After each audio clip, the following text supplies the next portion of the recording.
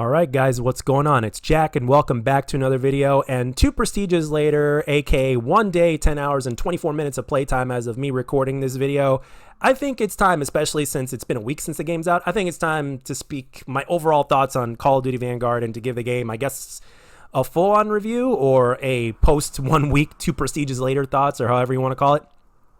So, and I'm just going to go straight out the bat and say that this is the most mixed Call of Duty experience I've ever had in terms of what I think, because there's a lot of good things that I like and that I'm getting with this game, and yet there's a whole bunch of things that I don't like about this game. And I'm basically going to do like a highlight style without going too much into depth about every single problem that the game has, because if you're a person that's a Call of Duty enthusiast, you've probably already seen a handful of videos talking about this, so there really is no sense in me to go over every single detail. And I was actually very lucky to be able to get this much time with the game in such a short amount of time, because I've been off work. I took some time off, and it would have been a hell of a lot more if I wasn't spending so much time with friends. But still, it's still an obscene amount of time to play a Call of Duty game in such a short amount of time. But with that being said, the amount of time that you invest in the game really does show exactly what the game itself has to offer, the possible direction it may or may not go, and in terms of what the game's current state is now. Because if you're an experienced Call of Duty player that's been playing the game for, like, let's say a decade or more, or somewhere around that time, you know what's good and you know what's not, and chances are you know what the problems are, like within the first hour or so, or even, you know, within the first day or so of playing the game. Because as you know, in the beginning, usually you struggle a little bit, because even though it's Call of Duty, it's still a new flavor of Call of Duty, and there's been different implementations, additions, and omissions that they put into the game. So, and one other thing, regardless, I mean, you can look at the combat record right here. It's definitely a struggle playing this game, and I'm not just using the MP40 and the STG-44. I've got, like, I think 4 weapons maxed out at this point, so it's basically close to the same amount of kills for all the weapons that I've used so far, so I'm not just using the overly broken weapons. Because again, this is also the type of game to where you want to play without giving a shit.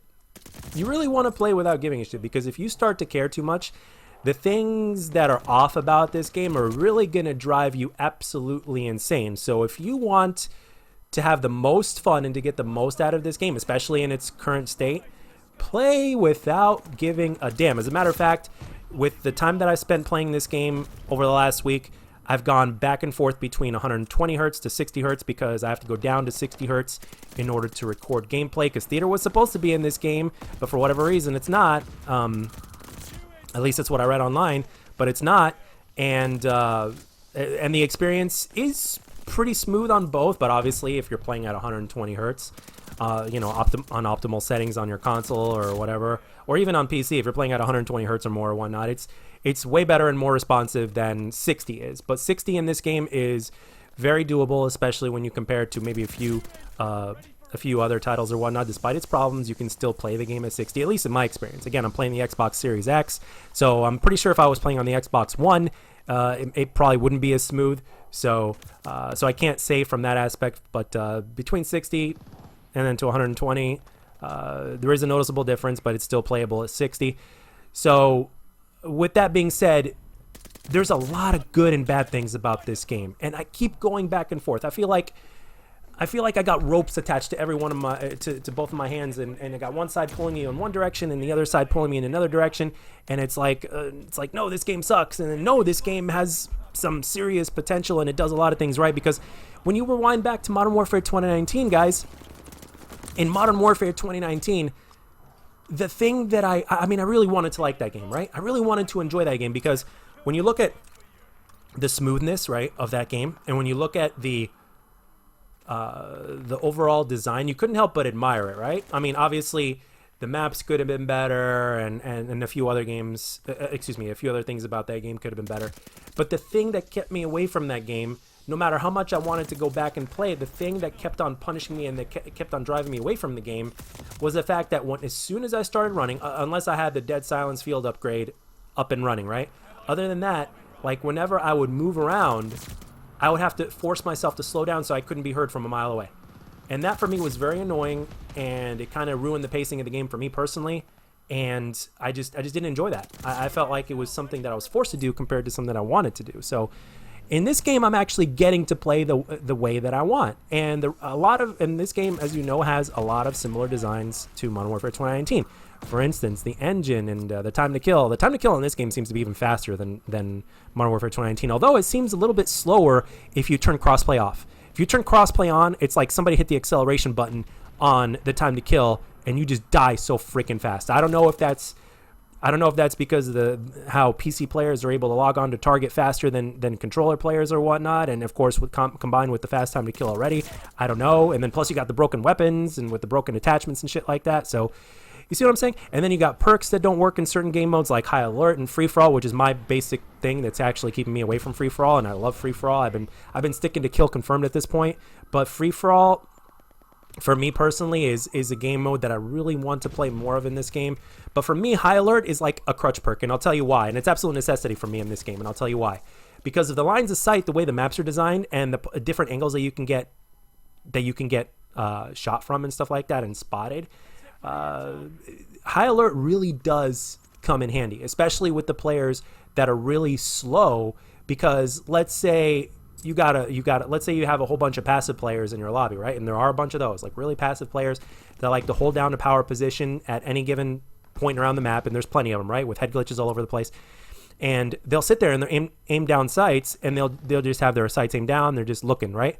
But it takes them a long time for them to go to full aim down sight mode, because everything that they put in on their weapons is all based on power, right? So, but with High Alert though, if you know that they're looking at you before they get to aim down sights, you can actually turn around and get the kill to get a jump on them and aim down sights faster than they can. Or you can decide, depending on wherever you're being looked at from, you can decide to basically run away and get quick cover and slide into cover. And the maps also at the same time provide for that as well. So the maps, believe it or not, even though they still kind of favor the passive playstyle, since the designs are very similar to Modern Warfare 2019, at the same time, because of the fact that you can't be heard from a mile away, and that there are definitely places at almost any given point to where you can get behind cover really quick, it does seem in that aspect balanced. But with my personal experience after all this time playing already, I could tell you that it still kind of favors the slower play style in terms of how everything works. But at the same time, it still is giving you what Modern Warfare 2019 didn't. And that aspect has actually had me coming back to this game. And the best way to play this game, I shit you not, the best way to play is if you don't give a shit. So play around with your classes and attachments, use any type of weapon, basically, and really don't care. Believe it or not, at least half of the time in this game, if not more, actually more than half the time in this game, I've been playing without my headset on. I kid you not. I've been listening to podcasts and shit like that. I kid you not. Excuse me.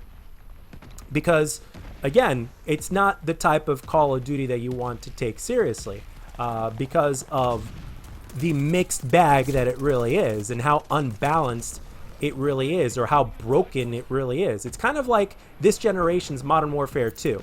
Because in Modern Warfare 2, the philosophy behind that game was, well, everything is powerful, so therefore everything is balanced. Other than one-man army noob tubes. If they took one-man army noob tubes away from that game, I think that game would have been even more goated than what it is already, because I know a lot of people love that game.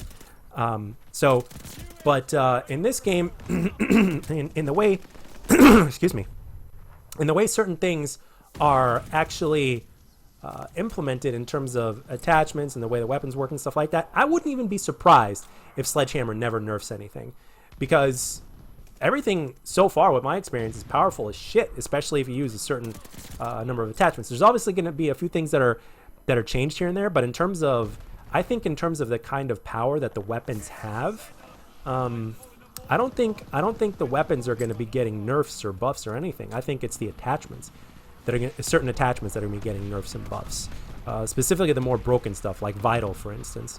So, of course, they've implemented Bloom, which is another thing that is good for the noobs but bad for the veteran players. So you see where I'm going with this? So when you look at everything I basically said in this game, about this game so far, it is the most mixed bag of good and bad with Call of Duty. Now, I'm not going to talk about zombies. I'm not going to talk about campaign. The only thing I will say is that if you're a zombies fan, according to the things that I've seen from other content creators, do not get this game if you're just specifically a zombies person. Campaign is campaign, but some people say it's shit. It could be the first campaign in Call of Duty to where it could be absolutely shit. But again, I don't know. I haven't touched a campaign in Call of Duty since, I think, Infinite Warfare. And I didn't even finish that campaign. And that campaign deserves to be finished because I only played that campaign for like a few hours and I absolutely enjoyed it. And I thought it was absolutely hilarious with the synaptic robot in that game as well. And as well as the direction that the campaign was going and the different things you can do in the campaign because of the setting of where that took place.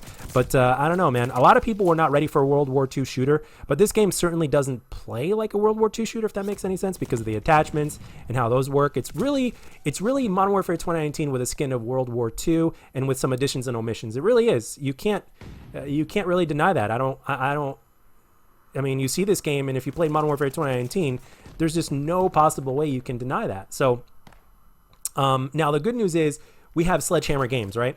Sledgehammer Games is a developer that I truly believe, especially if it's the same team that worked on Call of Duty World War II back in 2017.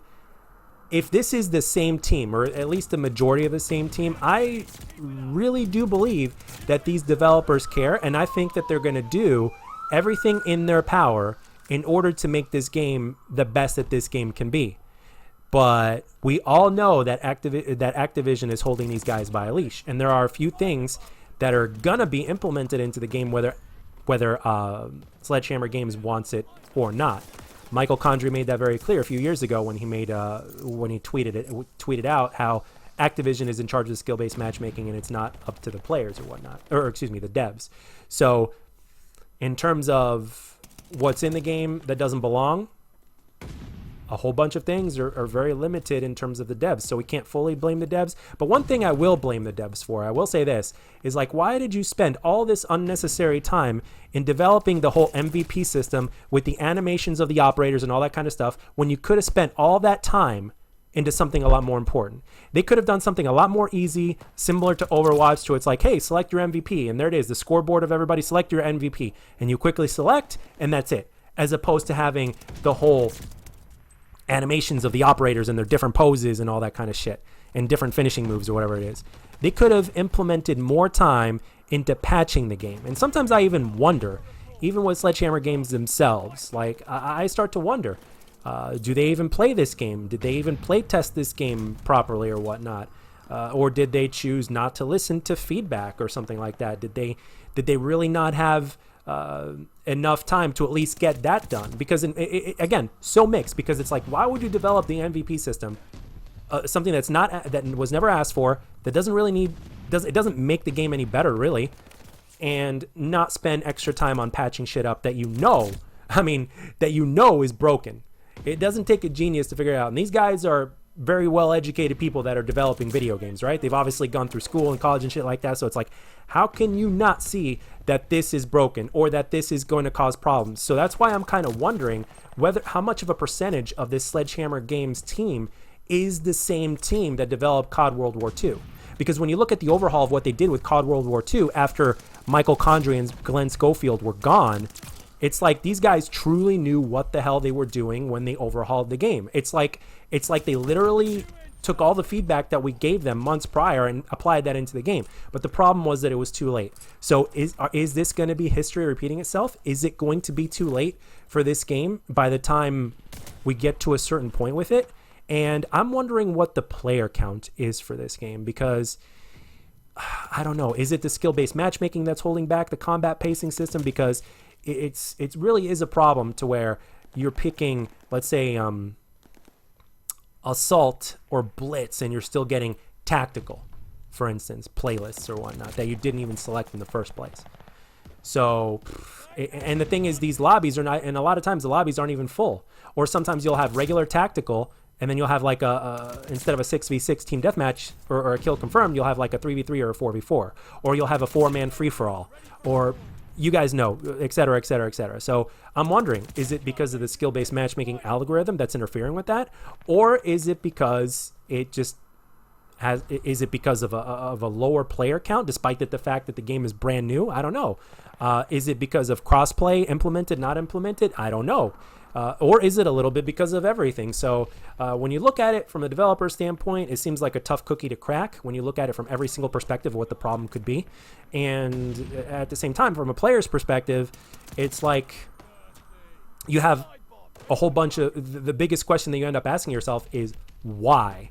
Like, why this? Why that? Why, like, so it is what it is, man. We get all sorts of different things with every single Call of Duty that's implemented into the game, and there's nothing really that we can do about it except to hope for the best. And as I'm getting close to the end of this commentary here, it's been recently, just like hours ago, earlier into this day, as of me recording this video, it's been said that Battlefield 2042 has skill-based matchmaking in it now.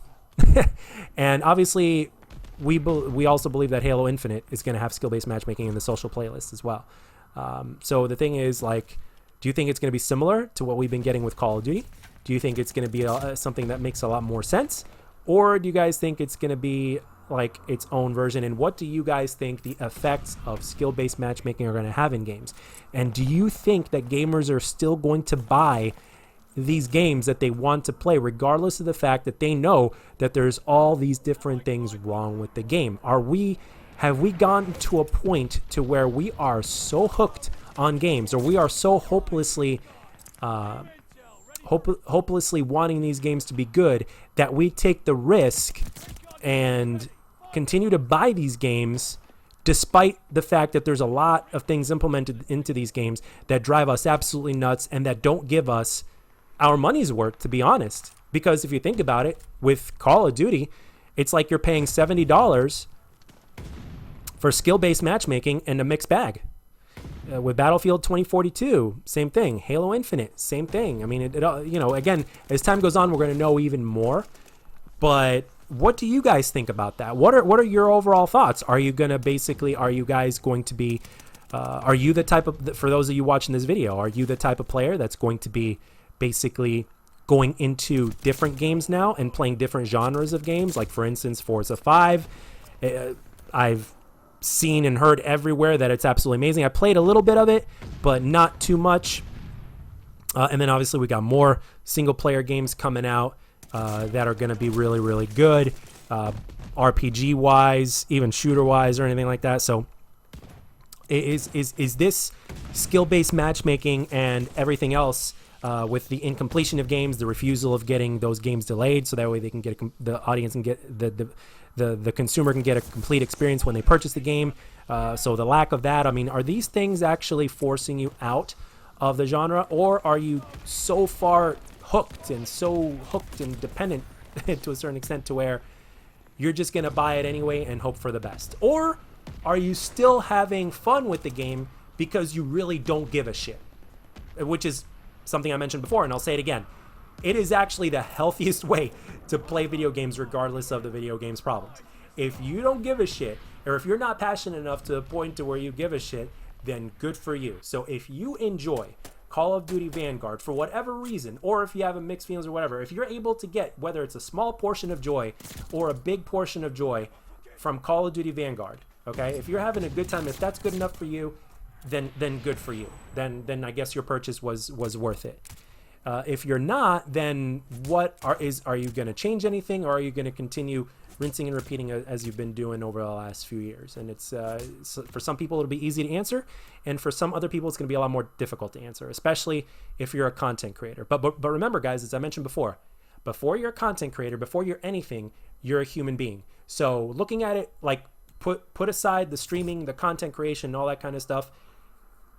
Are you going to stick with it, or are you slowly but surely like bailing out because it pisses you off too much, or frustrates you too much, or you don't want to support them releasing games unfinished, or with the implementation of skill-based matchmaking, yada, yada, yada, and you want to send a message? Let me know. Or are you just going to get the game regardless of how you feel, because what you do won't make a difference, because the majority of the people are just going to keep buying it anyway. Anyway, that's all I got for this one, guys. Let me know down in the comments section what your experience and what your thoughts are on Call of Duty Vanguard and the state of first-person shooters in general, especially with the big trio this year: Vanguard, Battlefield 2042, and the upcoming Halo Infinite. Let me know down in the comments section below. I hope you guys enjoyed this video, and have a great rest of your weekend, and I'll catch you guys on the next one.